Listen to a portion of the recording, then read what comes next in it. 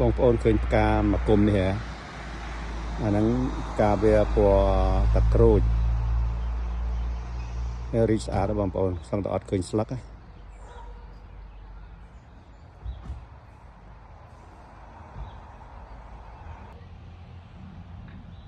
ស្អាតមែនតើរីកអញ្ចឹងទៅ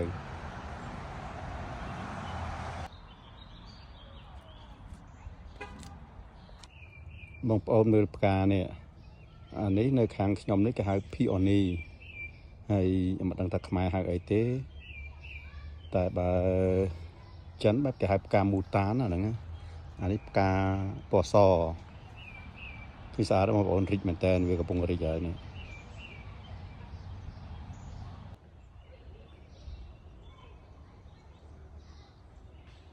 បងប្អូនមើលខាងនេះសដបស្រាគណៈមើលក៏ដឹងថាម្ចាស់ផ្ទះនឹងប្រម៉ាក់ដែរមើលទៅបើអត់ប្រម៉ាក់ឯណាបងប្អូនកណ្ដាញ៉ាំធម្មតាឯង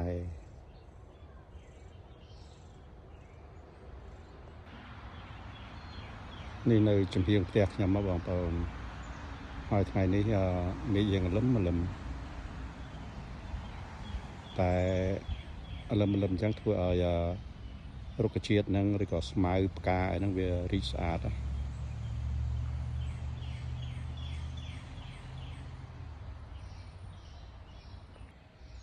នេះនៅចំហៀងផ្ទះខ្ញុំ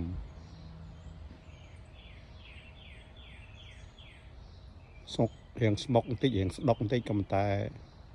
ខ្ញុំចូលចិត្តខ្ញុំវាធ្វើទៅនេះកន្លែងអង្គុយលេង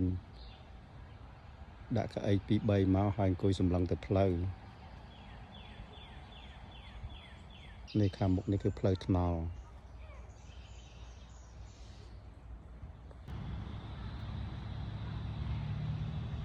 ខាងនេះមាន TV មួយទូរទស្សន៍មួយដាក់ខាងក្រៅ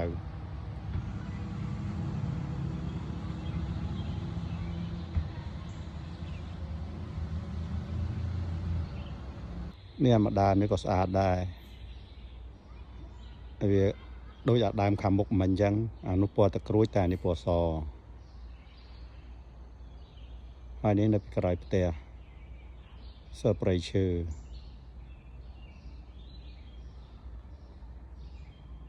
កាលនេះចដា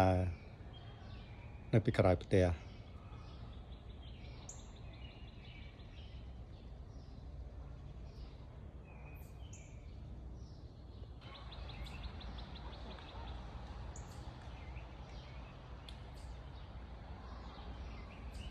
នេះក្រោយផ្ទះដែរបងប្អូន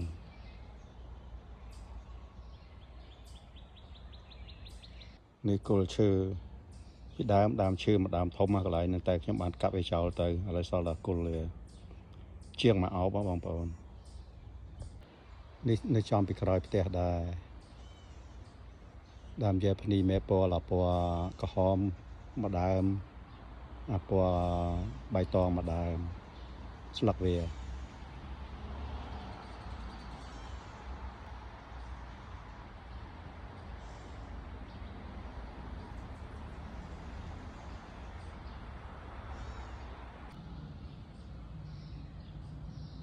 នេះនៅក្រោយផ្ទះហើយបងប្អូន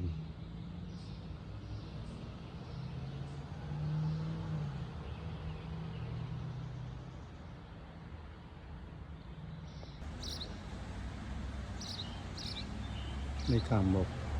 ផ្លូវថ្នល់ឡានទៅមកថ្ងៃនេះនៅក្នុងទីក្រុងខ្ញុំហ្នឹងគេ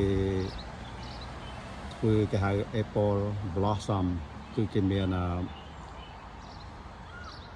មានភ្លេងមានអីលេងនៅខាងកន្លែងដូចសាលាក្រុងទៅផ្លូវហ្នឹង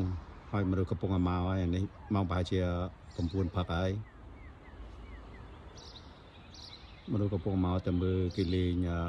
គេហៅ Apple Blossom ហ្នឹងដឹងខ្មែរថាម៉េចទេបងប្អូនប៉ុន្តែយ៉ាងណាក៏ដោយគេមានការសម្ដែងតន្ត្រីគេមានទាំងហែនេះហែនោះហែនេះចែកស្គរគ្រាប់ចែកអីសប្បាយ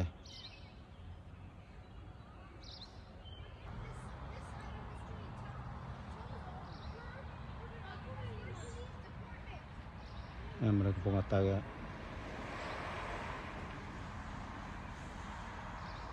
ចាំពីមុខផ្ទះខ្ញុំផ្លូវចូលមកកន្លែងចតរថយន្ត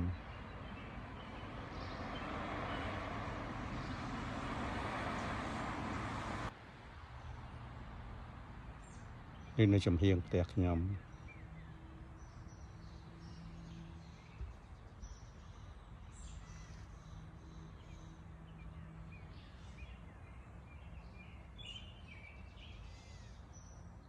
នេះអត់ដើមវាអត់ទាន់រីកទេកំពុងតែបើពីស្អាតមែនតើពណ៌វាយ៉ាងពណ៌ផ្កាឈូកលាយក្រហមអីចឹងទៅ